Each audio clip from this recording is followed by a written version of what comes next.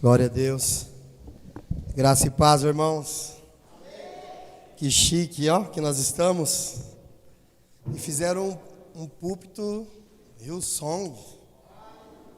E para minha altura, né? Fizeram na medida. Bem na medida, né? Irmãos, eu estou muito feliz de estar aqui hoje.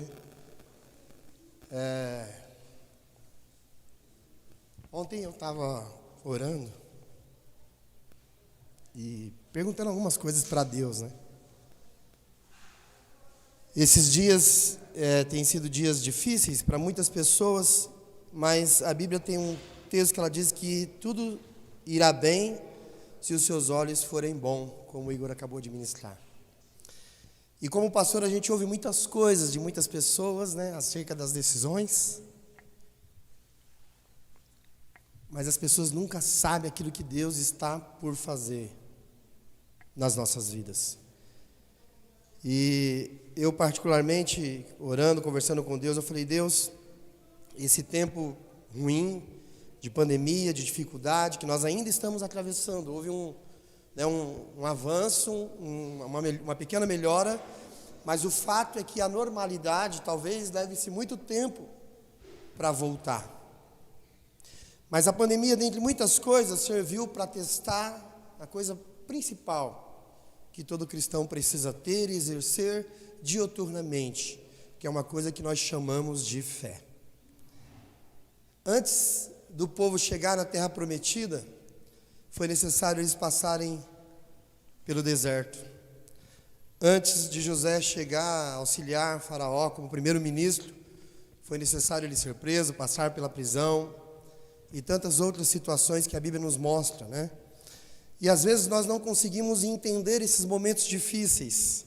E por nós, às vezes, queremos buscar resposta em todas essas coisas, nós perdemos a oportunidade de crescermos em Deus, de avançarmos, de termos a nossa fé aprimorada no momento das adversidades.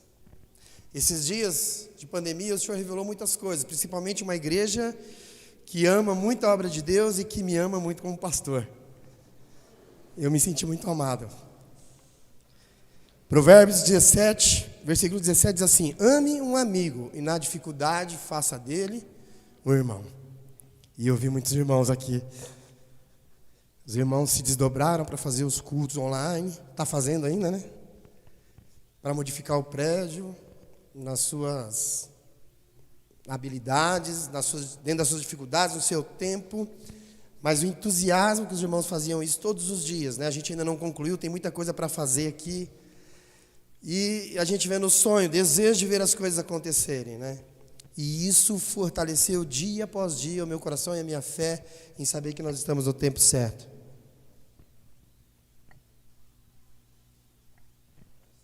Okay.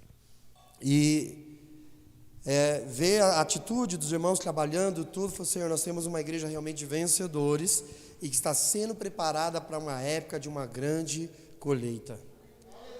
Eu quero compartilhar uma palavra com você hoje sobre 3 atitudes ou 3 coisas que nós precisamos ter para aprender a viver na graça de Deus. Porque as coisas nem sempre é da forma como nós imaginamos, né? Nem tudo é do jeito que nós queremos. Mas se nós entendermos e vivermos dessa forma, certamente nós iremos viver de forma superabundante a graça de Deus todos os dias da nossa vida. Eu não sei como que você tem vivido esse tempo, como tem sido os seus dias, né? Esses dias de pandemia, de incerteza, a gente tem visto muitos testemunhos, todos os domingos testemunho. Eu trabalho secularmente e eu pude ver a provisão de Deus todos os dias da minha vida, todos os dias. Teve dias que eu não dei conta, né, do meu trabalho. E ver a mão do Senhor agindo e provendo todas as coisas. Então eu queria começar essa ministração, vou ser breve hoje, mas dizer para você que há uma alegria muito grande no meu coração de estar reunido aqui com você. Porque eu sei que existe uma unção reservada para a igreja no individual, mas existem coisas espirituais que só acontecem com o ajuntamento da igreja. Você não tem noção da importância de nós estarmos reunidos aqui como igreja, para cultuar e para celebrar ao Senhor.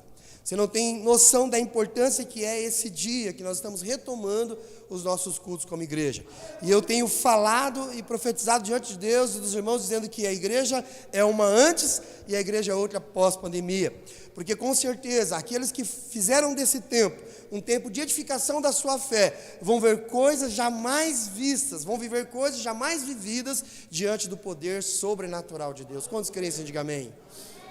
Eu quero agradecer a alguns irmãos, eu não vou falar o nome de todos, mas em especial quero agradecer o pastor Adriano, né, que assim, não tem palavras para agradecer o tempo, né, que também trabalha circularmente, o tempo que tem aqui, José Roberto, que faz tudo, é um multiuso aqui na obra de Deus, o Willas, Thales, Wesley, enfim, muitos irmãos trabalharam diretamente na mudança aqui do prédio. Quantos gostaram da modificação? Amém? Ficou bom? Glória a Deus. Aleluia. Glória a Deus. Eu sei que a provisão de Deus foi muito favorável para nós, né? E o Senhor nos abençoou. E eu quero agradecer a todos os irmãos que ofertaram e que continuaram firmes, dizimando e ofertando na casa do Senhor. Isso aqui é fruto da sua fidelidade para com a obra de Deus, entendeu? Se você foi fiel nesses dias dizimando, ofertando, tenha certeza que você participou para que essas mudanças acontecessem. Como eu disse, a obra não terminou, nós vamos continuar, né?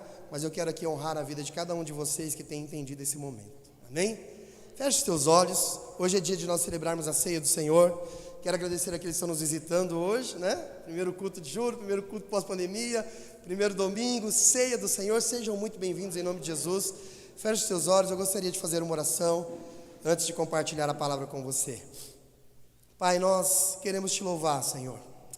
Louvar a Ti, ó Deus, porque em tudo o Senhor tem se mostrado fiel, Pai. Porque sobre todas as coisas, Senhor, Tu tem manifestado o Teu poder, a Tua graça, a Tua vida, Senhor. O Senhor tem mostrado, Pai, a cada um dos Teus filhos que tudo está debaixo do controle de Suas mãos. Eu agradeço a Ti, ó Deus, por essa oportunidade, por poder retomar, ó Senhor, as atividades como corpo, como igreja, Senhor, por poder ver os irmãos aqui hoje reunidos para cultuarmos e celebrarmos a Ti, Senhor. Pai, que o Senhor estenda as Suas mãos de graça, de poder, e que nessa noite o Senhor libere do Teu Espírito Santo, Pai. Ó Deus, a unção dos céus, Senhor, de maneira poderosa, que cada pessoa que adentrou aqui nesta noite hoje, saia daqui completamente marcado pelo poder do Teu Espírito Santo. Que cada pessoa que nos assiste, Senhor, que está conectado conosco, assistindo o culto online, seja alcançado por este favor, ó Pai, por essa presença viva, Senhor, do Teu Espírito em nome de Jesus. E mais do que isso, Pai, que a Tua palavra seja como uma semente lançada numa terra fértil, Pai, que produza 30, 60, 100 por um, que multiplique no coração dos irmãos, em nome de Jesus, amém e amém. Glória a Deus, aplauda o Senhor por isso, aleluia. Glória a Deus, aleluia. Oh Espírito de Deus, aleluia. Eu quero falar sobre 3 coisas que nós precisamos ter para viver como graça. Eu vou treinar aqui, viu, Adriana? Ficou bonito, né? Eu estou emocionado. Oh, Deus. Aleluia. Abra sua Bíblia no livro de Romanos, capítulo 1, versículo 16. Capítulo 1 de Romanos, versículo 16. Aleluia. Glória a Deus. Quem achou, diga amém. Amém. Diz assim o texto: pois não me envergonho do Evangelho, porque é o poder de Deus para a salvação de todo aquele que crê, primeiro do judeu e também do grego. Será que você pode repetir comigo? Diz assim: porque não me envergonho do Evangelho, porque é o poder de Deus para a salvação de todo aquele que crê, primeiro do judeu e também do grego. Diga assim: o Evangelho é poderoso para salvar. Então nós precisamos aprender a vigiar em algumas coisas como cristão. E esse período em que nós estamos passando, eu acredito que nós estamos já chegando do outro lado, né? Quantos creem assim, diga amém? serviu, como eu já disse, para manifestar muitas coisas, né? O nível de fé que nós temos, o nível de envolvimento com a obra de Deus, o nível de expectativa das coisas celestiais, né? O nível da crença que nós temos na palavra, nos acontecimentos. Esses dias o meu filho, o menor, o Davi, ele acordou de manhã cedo, ele teve um sonho com o arrebatamento da igreja, e ele procurou a mim, começou a contar: pai, eu tive um sonho, e Jesus veio buscar a igreja, e aconteceu, e ele começou a descrever o sonho dele exatamente como está na palavra de Deus. E aí eu falei: ei filho, o que você achou de tudo isso? Ele falou: pai, eu só tenho uma coisa para te dizer, lá é muito melhor, e por mais ou melhor que seja a nossa vida aqui, o que nós vemos aqui é mixaria, perto daquilo que Deus tem para nós na eternidade. Eu falei: meu Deus, olha que coisa. E aí ele fala para nós que ele já está na centena, como que é? Quarentena dele é centena, né? Já está 100 dias. Que ele começou 2 semanas antes da quarentena, a mãe dele tirou 1 semana antes do dia de começar a quarentena na escola, e ele está lá: pai, já estou mais de 100 dias aqui. E aí eu já estava conversando com ele, falei: e aí filho, como está seu coração? Estou em paz, pai. Estou em paz porque eu sei que Deus tem o melhor para nós. Ele tem 8 anos de idade. E aí eu fico pensando: meu Deus, é por isso que às vezes nós precisamos ser de fato como uma criança. Então nós precisamos crescer na graça, permanecer na graça, desfrutarmos do favor do céu, dessa vida abundante continuamente. Mas para que essas coisas aconteçam em nossa vida, nós precisamos desenvolver 3 disciplinas espirituais na nossa vida. 3 disciplinas que todo cristão precisa ter. Não é só você conhecer a graça, não é só você conhecer a obra de Cristo, não é só você fazer parte de uma igreja, de uma denominação, mas é você desenvolver disciplinas espirituais, que é relacionada com a graça. E aí eu estava aqui vendo o Igor ministrar a palavra, né? Nós não combinamos. Eu falei para minha esposa: o Igor já pregou parte da minha palavra hoje, mas eu vou pregar de novo porque é para o Espírito confirmar. E a primeira coisa que eu quero falar para você é que você precisa viver a sua vida baseado na fé e não na obediência. Diga comigo: precisamos viver a vida baseada, alicerçada na fé e não na obediência.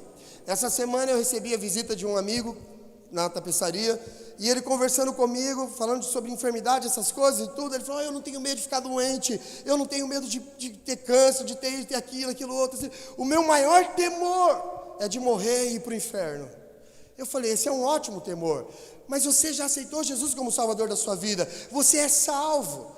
Ele falou assim: eu não sei não se eu sou. Eu falei: mas você não aceitou Jesus? Ele falou: aceitei. Eu falei: qual que é a dúvida? Ele falou assim: eu acho que eu preciso fazer muita coisa ainda para ser aceito por Deus. Sabe, querido, esse é um dos princípios que muitas pessoas vivem a sua vida. Muitas pessoas dizem assim: olha, para eu ser aceito por Deus eu preciso desenvolver mais a oração, porque o poder na vida do cristão está na oração. Eu concordo. Quantos concordam que o poder está na oração? A oração tem muito poder, nós precisamos orar, precisamos clamar a Deus. Mas deixa eu falar uma coisa para você: a oração sem o evangelho, o verdadeiro evangelho, não tem a eficácia tão positiva assim. Não tem tanto poder assim. Outras pessoas dizem: nós precisamos ser cheios do Espírito Santo, fazer culto para receber o Espírito, para ser cheio do Espírito, para ser conduzido pelo Espírito. Ótimo, o poder do Espírito Santo é uma necessidade na vida dos cristãos. Mas deixa eu te falar uma coisa: o Espírito Santo de Deus sem o Evangelho da graça também não adianta nada. Porque o poder do Espírito, a manifestação do Espírito, ela só existe por causa do Evangelho de Cristo Jesus. O Espírito Santo, ele é pelo Evangelho. Mas pastor, então o que é o Evangelho? Se a oração tem poder, mas sem o Evangelho perde eficácia. Se o Espírito Santo de Deus é o poder de Deus operando em nós, mas sem o Evangelho ele perde eficácia, então o que é o Evangelho, pastor? O que é o Evangelho? Deixa eu te falar uma coisa, meu irmão: o Evangelho é Cristo em nós. O Evangelho é a certeza de que a pessoa de Cristo habita em nós, e por causa disso, eu e você, nós somos aceitos por Deus. Então veja, eu preciso ver a minha vida por esta fé. Quantas pessoas entraram em desespero nesse período terrível? Mas por quê? Porque começaram a se autoavaliar, começaram a olhar para dentro de si mesmo e perderam a visão da justiça que foi feita na cruz do Calvário. Sabe, a palavra de Deus diz que o Evangelho é Cristo em nós, e agora porque Cristo está em nós, Deus não imputa mais responsabilidade sobre as nossas vidas. A justiça vem de Deus e é Ele quem nos justificou. Hoje nós vamos celebrar a ceia do Senhor, mas eu preciso ter essa convicção no meu coração. O Evangelho revela a graça de Deus, justificando o ímpio de todos os seus pecados, de todas as suas mazelas. Você agora é justo, você nasceu de novo. Por quê, pastor? Porque você aceitou Jesus como Salvador da sua vida. Quantos aqui aceitaram Jesus como Salvador da sua vida? Diga amém. Se você ainda não aceitou, essa noite é uma oportunidade para você fazer isso, para você entregar a sua vida para Jesus. Sabe por que há tanto desespero de alma? Sabe por que há tanta angústia? Sabe por que há tanto temor? Porque as pessoas não olham para a cruz, as pessoas olham para si. Sabe, você é justo aos olhos de Deus. Pastor, mas é porque o senhor não conhece a minha vida, o senhor não sabe o que eu faço, o senhor não sabe o que eu falo. Meu irmão, eu não olho para você, eu olho para a obra que foi realizada por você. A grande verdade é que todos nós estamos sujeitos a errar. Não existe perfeição na face da terra. Eu falei para esse rapaz que compartilhava isso comigo, ele falou assim: eu preciso de ajuda. Eu falei: eu quero te ajudar, meu irmão. Eu quero te ajudar. Ele falou assim: mas o que eu faço? A primeira coisa que você precisa fazer é crer na obra da cruz. É a primeira coisa. A primeira coisa que você precisa ter no seu coração é a convicção de que Jesus morreu por causa de você. Mas tem muitas coisas na minha vida que eu preciso mudar, eu sei. E é por isso que Jesus morreu. Aí eu disse para ele assim: se você fosse capaz de mudar todas as coisas que está errado em você, Jesus não precisaria morrer na cruz do Calvário por você. O sacrifício de Jesus na cruz seria em vão, porque se você é capaz, você não precisa dele para transformar a sua vida. Ele olhou para mim: eu preciso aprender mais sobre isso. Eu falei: precisa. Eu falei: qual que é o seu problema? O seu problema é que você se converteu e aprendeu um evangelho errado, um evangelho que não existe na Bíblia. Você é justo aos olhos de Deus não por causa daquilo que você faz, você é justo aos olhos de Deus por causa daquilo que Jesus Cristo fez. Será que você pode dizer isso para a pessoa que está perto de você? Diga assim: você é justo diante de Deus por causa daquilo que Jesus fez por você. No versículo seguinte de Romanos 1, agora o versículo 17, a Bíblia diz assim: o justo viverá pela fé. Olha que a Bíblia não está dizendo o justo viverá pela obediência. Obedecer é bom, sim ou não? É bom, mas ninguém consegue obedecer se não tiver fé. Você vai entender.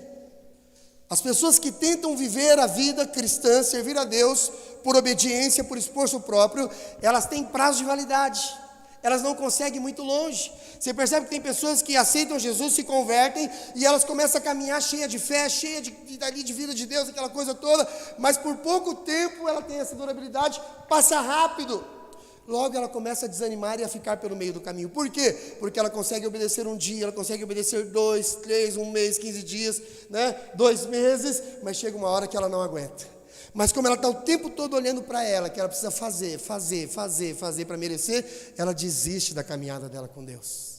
Desiste por quê? Porque ela mesmo se condena. Então veja, uma das disciplinas espirituais que você precisa aprender a viver, e esse tempo serviu para revelar isso, é que você precisa viver uma vida baseada na fé e não na sua obediência. Obedecer faz parte, é um princípio. Mas a obediência tem a ver com outro contexto.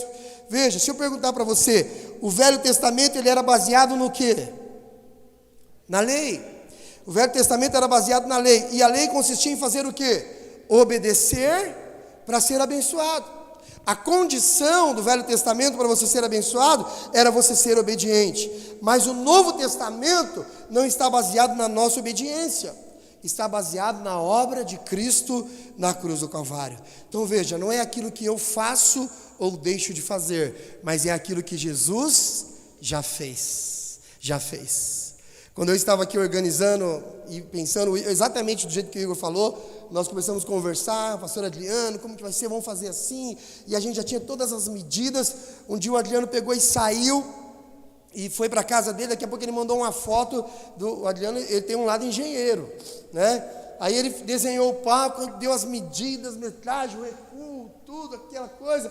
Até isso aqui, que está aqui no centro, foi calculado para não ficar dividido, tudo certinho, E mandou. Eu vi a foto, olha que coisa, mandei para fazer o orçamento. Todo mundo entendeu o desenho, engenheiro, ou projetista pelo menos. Mas o que acontece? Ele conseguiu ver o negócio pronto. Nós imaginamos essa parede aqui para fazer, então vamos fazer assim, tal, como que a gente pode fazer? Aí eu fui para casa, comecei a rabiscar para colocar uma estrutura de ferro, assim, chegamos aqui, soldador, parafusador, plaqueador, ninguém nunca fez nada disso. Sim ou não? Ninguém nunca trabalhou com isso, mas a gente conseguia ver a situação. Por quê? Porque aquilo que Deus já fez. Eu sempre vinha para cá orar e falar: Senhor, esta casa é sua, essa obra é sua, e nós vamos preparar esse ambiente, para quando nós retomarmos os cultos, nós vamos ver o evangelho puro e verdadeiro. Então, deixa eu te falar uma coisa, meu irmão, não é merecimento ou obediência, mas é Cristo na nossa vida. Quando você baseia a sua vida na sua própria obediência, você vai ter problema de relacionamento com Deus. Então diga comigo: o evangelho é Cristo em mim, e a obra de Cristo através da minha vida. Vai dizer assim: e o que é lei, pastor? Lei é obedecer para ser abençoado. Lei é obedecer para merecer. Qual que era o veredito então? Se você não estiver debaixo da lei, você está amaldiçoado. Você está condenado. Sim, entendeu? Então você vive condenado. Então quando a pessoa vive a vida dele com essa condição, com esse entendimento, ele está o tempo todo se condenando. E ele não consegue ter acesso a Deus. Então quando entrou o desespero da pandemia, essa situação toda, todo mundo ficou sem saber para onde ir. Por quê? Porque não conseguia descansar naquele que já fez todas as coisas. Não conseguia descansar. Não conseguia repousar, fazer como Davi: em paz me deito e logo pego no sono, porque aos teus amados ele dá enquanto dorme. Meu irmão, a bênção de Deus é somente para aqueles que vivem baseado na obra de Cristo Jesus. Eu quero repetir isso: a bênção de Deus é somente para aqueles que vivem uma vida baseada na obra de Cristo Jesus, ou seja, daqueles que vivem pela fé. Quando você vive nessa fé, a bênção e o favor de Deus estão sobre a sua vida. Por que tem muita gente desesperada? Por que tem muita gente angustiada? Porque ela está sempre achando que precisa fazer mais para ser abençoado por Deus. E aí o medo toma conta, o desespero toma conta. Então deixa eu falar para você: se você, nesse primeiro tópico, guardar essa frase que eu vou te falar agora, que hoje é dia de ceia, e eu quero que você ceie com essa convicção. Diga assim comigo: a obediência não é raiz, a obediência é a consequência. Essa pessoa que conversava comigo na tapeçaria dizia para mim assim: mas Paulinho, é muito difícil servir a Deus. E eu dizia para ele assim: eu não vejo dificuldade nenhuma. Por quê? Porque quando eu entendo o que é a fé, o que é o evangelho, eu começo a viver. Sem perceber, eu vou obedecendo à vontade de Deus na minha vida. Eu nem percebo, eu vou fazendo as coisas e nem percebo que eu estou fazendo, que eu estou envolvido, que eu estou vivendo isso, que a minha vida é igreja. Hoje quando eu entrei aqui para cultuar o Senhor, eu falei: Deus, se não for para viver isso aqui, eu não quero mais viver.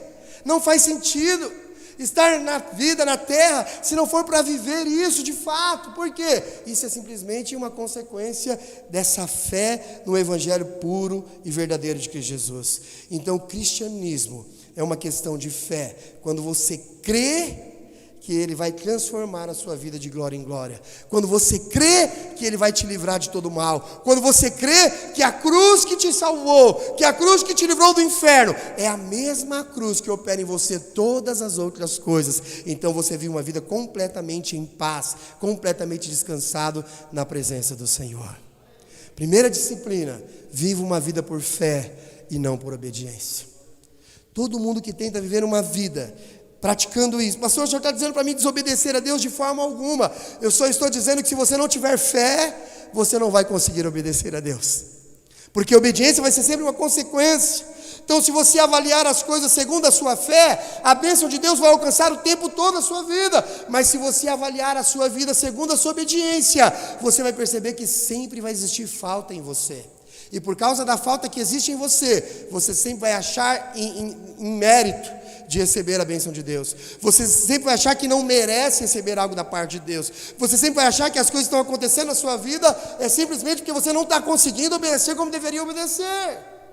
Mas quando você crê que a obra do Senhor é completa na sua vida, então você descansa em fé, e a obra do Senhor vai te transformando dia após dia, dia após dia. A segunda coisa que eu quero falar, o Igor também já adiantou bastante: viva a sua vida pela provisão e não pela necessidade ou pela demanda. Por quê, pastor? Irmãos, como o Igor falou aqui muito sabiamente, o maior problema das pessoas está em passar dia e noite pensando na dificuldade da demanda, né? Naquilo que você precisa para suprir as suas necessidades. Sabe, aqueles que vivem a vida em fé e na graça de Deus, eles não vivem a vida dessa forma, porque eles sempre vão olhar para a provisão do Senhor. Quando a gente começou essa reforma, desde lá do mezanino, nós não tínhamos dinheiro para absolutamente nada. Absolutamente nada. Eu conversei com o Adriano e alguns irmãos diretamente, fizemos uma reunião aqui. Eu fiz uma avaliação que nós iríamos gastar mais ou menos uns 10 mil reais. Você lembra disso, Roberto? E hoje eu estava fazendo a conta, fazendo o fechamento já na minha casa. Nós gastamos já 22 mil reais aqui. 22 mil reais. Quando a gente fez a primeira parte aqui da parede, eu falei, não está certo, a gente precisa fazer até o final, não foi, Adriano? Mas não tinha dinheiro. O Adriano falou assim, pastor, eu não sei como está o dinheiro, vê aí. Eu falei, bom, vou fazer. Marcamos no papel e tudo, e Deus foi provendo. Quando a gente estava terminando aqui, colocando a madeira, uma pessoa viu, a gente postou, não sei, no Facebook, alguma coisa, uma pessoa viu e ligou para mim e falou assim, pastor, vem aqui na minha casa que eu quero comer uma pizza com o senhor. E aí eu fui para a casa dele. Quando eu cheguei lá, ele falou assim, pastor, eu quero contribuir, quero dar uma oferta para o que o senhor está fazendo lá. Eu peguei o dinheiro, coloquei no bolso, nem olhei, comemos pizza, conversamos, ficamos até tarde, tendo comunhão. Quando cheguei em casa, fui contar o dinheiro, R$1.000, exatamente o dinheiro da entrada no piso. O que é isso? É você viver olhando para a provisão e não para a demanda. Quando você para avaliar, vai ser 22 mil, nós não podemos fazer, vamos continuar do jeito que está. Vai continuar com a igreja do jeito que está, com o prédio do jeito que está. Então veja, pense, irmãos, sempre em termos da provisão, não pense na situação. Essa é uma maneira de você viver o evangelho verdadeiro. Essa é uma maneira de você viver o evangelho da cruz de Cristo, que já conquistou todas as coisas. E qual que é o segredo disso? Ele faz tudo por você, não sou eu que faço. Na lei sim, é eu que faço, é eu que tenho que fazer todas as coisas, mas no evangelho da graça, Ele já fez tudo por mim. Tudo que Jesus conquistou na cruz do Calvário é direito nosso, é nossa herança, Ele já nos deu, e eu preciso viver dessa maneira. Aleluia!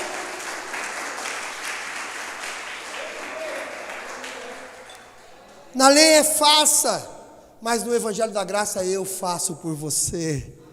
Ele diz, meu servo, não temas, eu sou o teu Deus, eu que te ajudo, eu que opero por você. Então preste atenção, o que define a minha identidade, o que define a sua identidade, meu irmão, não é aquilo que eu faço, mas é aquilo que Ele fez. Por que nós somos chamados de cristãos? Por que nós somos chamados do evangelho do cristianismo? Porque tudo se iniciou na obra de Cristo Jesus. O que define você não é aquilo que você realiza, mas é aquilo que Jesus já realizou.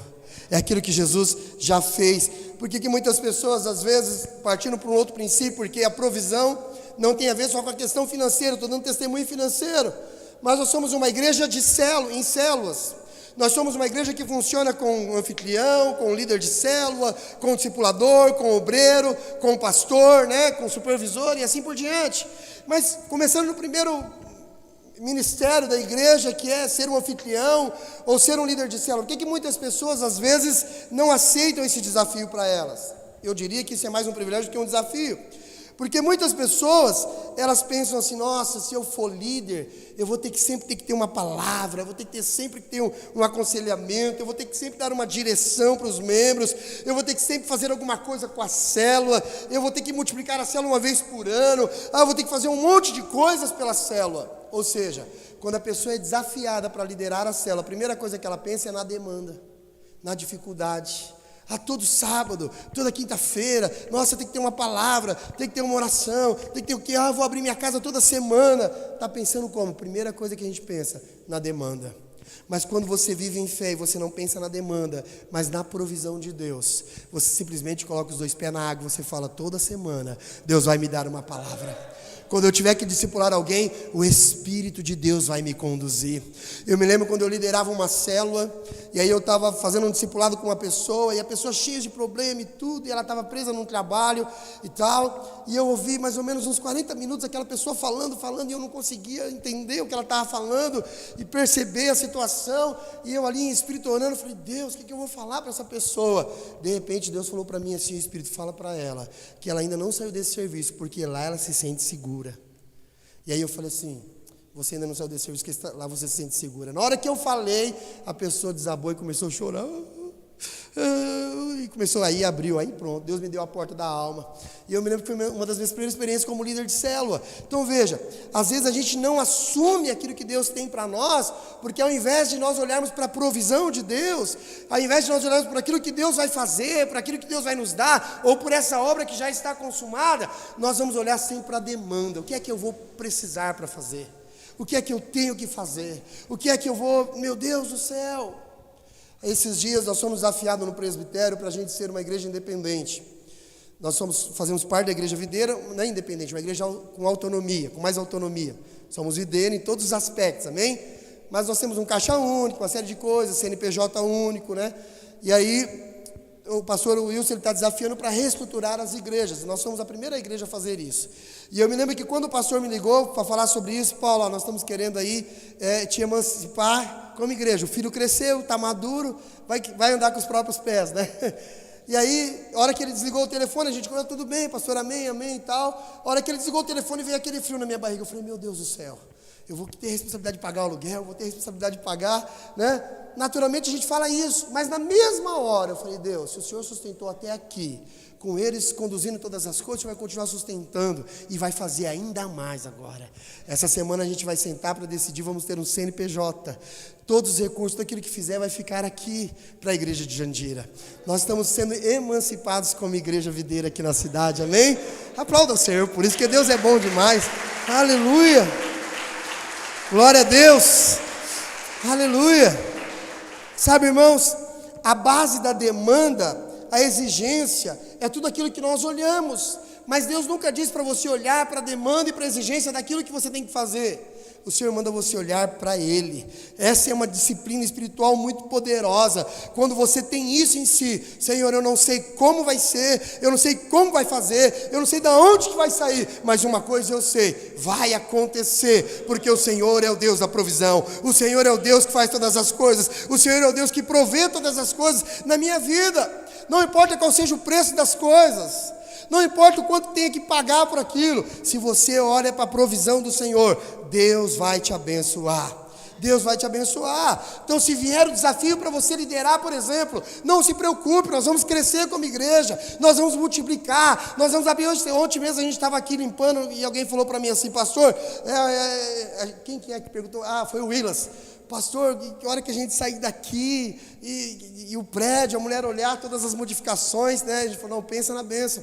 Nós vamos sair daqui, vai vir uma outra igreja para cá e já vai estar tudo preparado para eles e nós vamos para um lugar maior do que esse, porque não vai caber a quantidade de pessoas que nós vamos ganhar para Jesus esse ano. Aleluia! Glória a Deus! Para que um prédio maior? Porque nós precisamos ter mais gente aqui. Talvez não precisava de tanto, precisa. Mas pastor, você tem 70 membros, por enquanto nós vamos ter 100, 120, 150, 200, 250. Esses dias eu estava pegando um papel e estava fazendo assim, vai chegar uma hora que o Igor vai supervisionar uma rede, o Adriano outra, nós vamos fazer 2 cultos no domingo, um culto no sábado, e a hora que nós estivermos com 500 pessoas, nós vamos para um prédio maior que esse. Por quê? Porque a provisão vem do Senhor. Quantos creem assim? Diga amém. Deixa eu te fazer uma pergunta, você está olhando para a demanda ou para a provisão que Deus vai te dar? Quanto maior for a demanda, maior vai ser a provisão de Deus na sua vida. Se você crê, diga amém. Aleluia, oh, aleluia. Jesus, ele nunca pensava em termos de demanda. O Igor deu um ótimo exemplo aqui, é até um tópico que eu ia citar, que é a multiplicação dos pães. Quando Jesus fala assim, o pessoal vai lá, olha os discípulos, Senhor, o povo está com fome. E o Senhor fala, dá comida para eles. O que Filipe falou? Olha, a gente ia precisar de pelo menos 200 mil denários, é isso? A conta? Para alimentar essa multidão. O que é melhor a gente fazer? É melhor a gente dispensar o povo. mandar o povo ir embora para casa. Mas Jesus, ele não olhava a demanda, o custo das coisas. Jesus olhava a provisão que vinha de Deus. A Bíblia fala que Jesus pegou lá os pães e os peixes, multiplicou, alimentou toda a multidão e ainda sobrou 12 cestos cheios. Sabe por quê? Porque ele olha para a provisão. Provisão. Deus olha para a provisão. Diga para o seu irmão, Deus quer que você olhe para a provisão.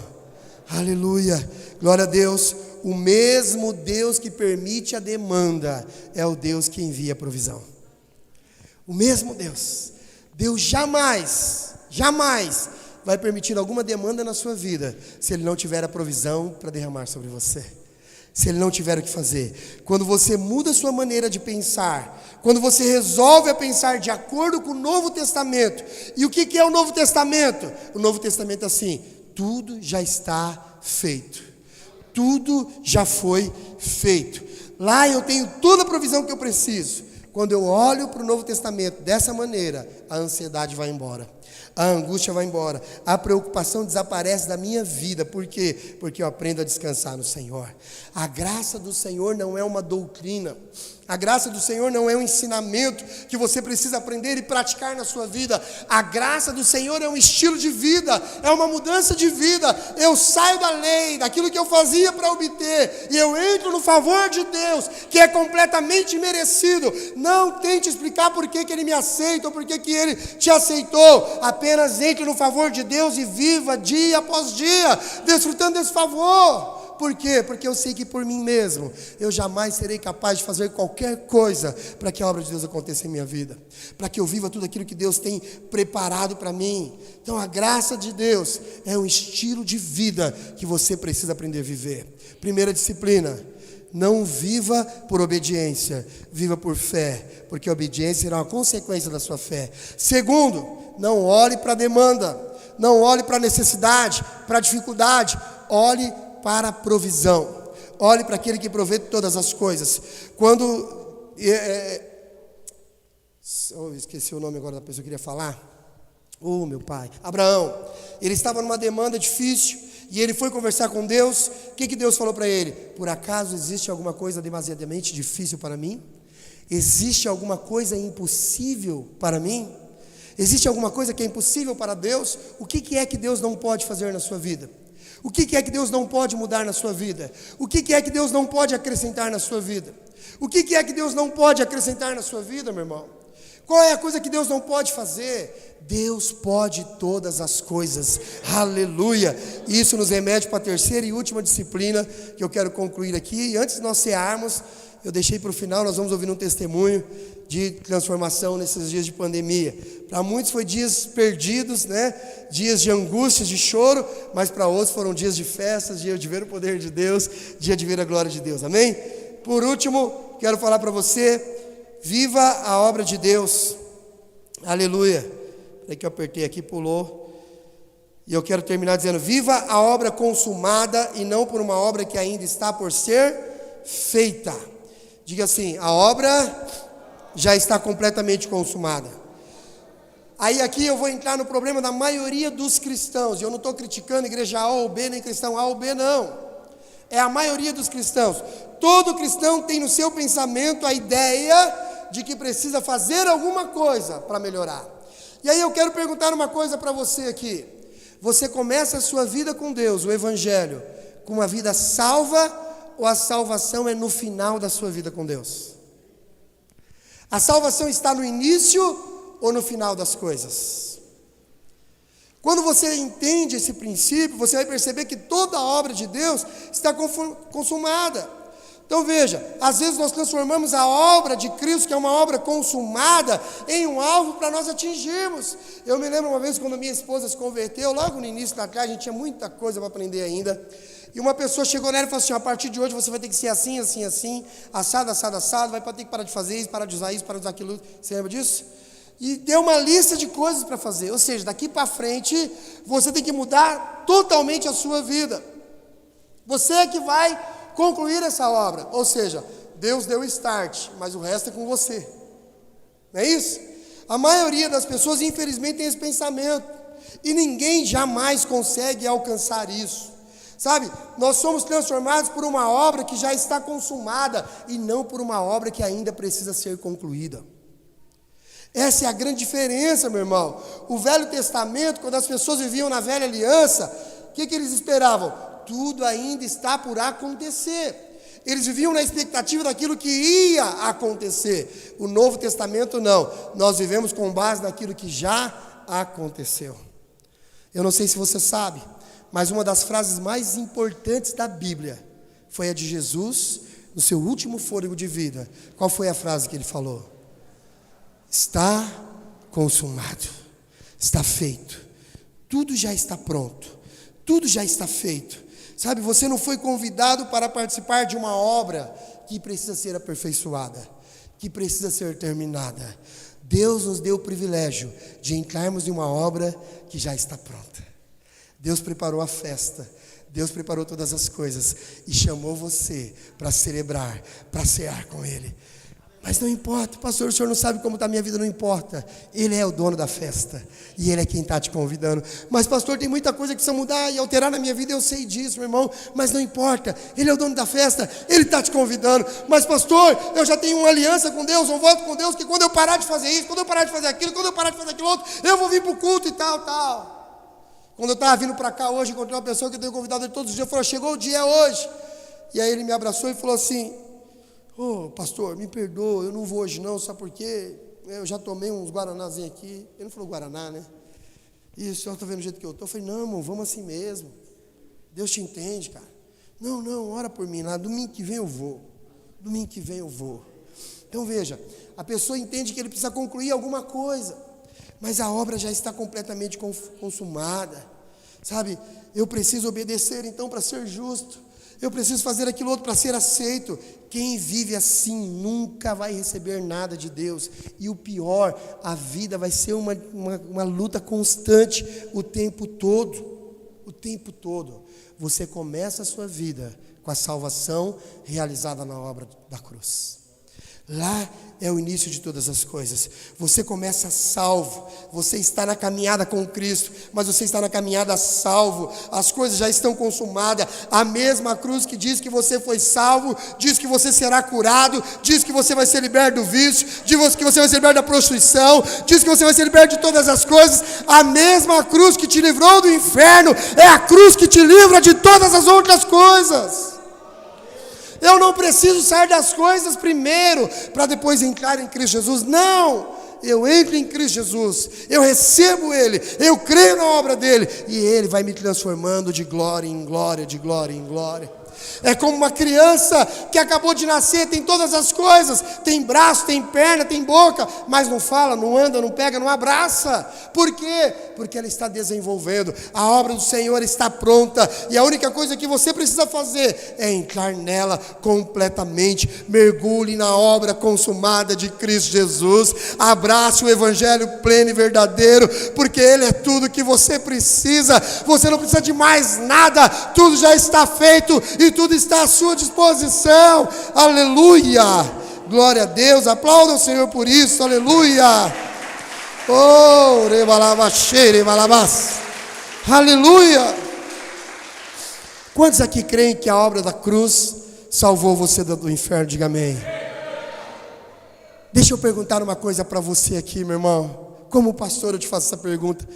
Eu acho que a coisa mais difícil de acontecer na vida de um homem é ele ser livre do inferno. É a coisa mais difícil. Nenhum homem consegue ficar livre do inferno por si só. E Jesus já fez isso, Ele já te livrou. Se Ele já fez a coisa mais difícil, que era livrar você do inferno, será que Ele não pode fazer as outras coisas? Será que Ele não pode libertar você do vício? Será que Ele não pode ajustar o seu casamento? Será que Ele não pode ajustar a sua família? Será que Ele não pode ajustar a sua vida financeira? Qual é o problema então, pastor? O problema é que você não vive por fé. O problema é que você não exercita a sua fé. Por que eu não vejo as bênçãos de Deus acontecendo na minha vida? Por que para mim parece que tudo dá errado? Porque você está sempre olhando para você. Tire os olhos de você e comece a olhar para Jesus hoje. Comece a olhar para a obra dele na cruz. A Bíblia diz que a fé é a certeza das coisas que você não vê, mas que você espera.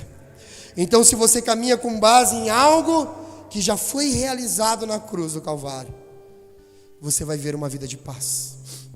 É um combo. A salvação é um combo.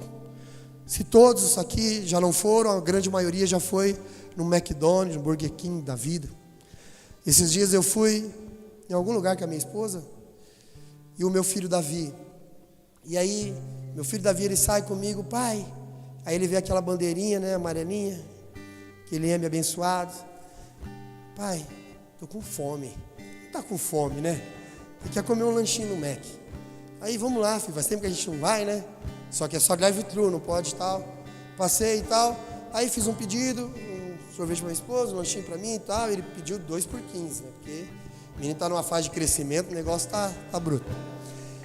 E uma Coca-Cola. Falei, filho, toma um suco. Não, pai, eu quero Coca. Beleza. Compramos combo. Lanche, Coca e batata. Né? Aí, pacote e tal, saímos. Na hora que a gente está saindo, a minha esposa começou a conferir o pacote. Tá faltando a Coca. Cadê a Coca? E agora? Não, vamos voltar e tal. Já ia ter que pegar a fila. Dei a volta no quarteirão todinho, tal. Aí eu pensei na fila, falei, vou comprar. Parei no barzinho, comprei uma latinha de Coca para ele. E a Coca do combo ficou para trás. Mas por que eu queria voltar lá? Porque fazia parte do quê? Do combo. Eu paguei pelo lanche, pela batata e pela Coca. É direito meu. Está no combo. Deixa eu te falar uma coisa, meu irmão. Está no combo.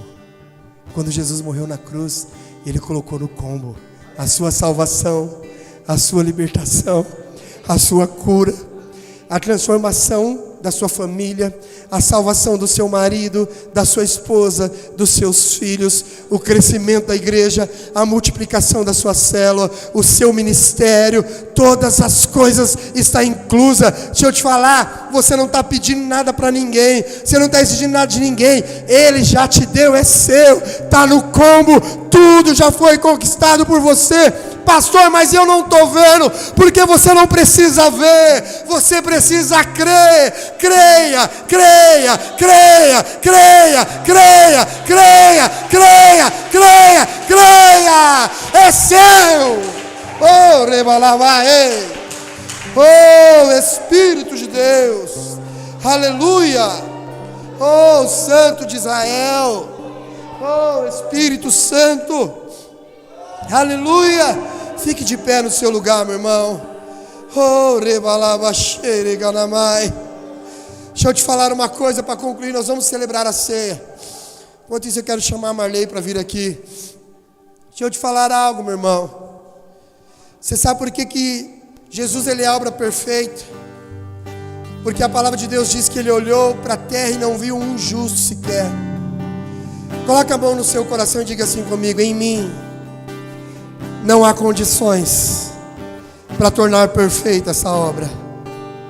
Diga, em mim não há condições para tornar perfeita essa obra, mas em Cristo toda a perfeição já foi realizada. Aleluia. Diga assim: Senhor, eu me aproprio de tudo, de todas as coisas que foi conquistada na cruz do Calvário. Aleluia.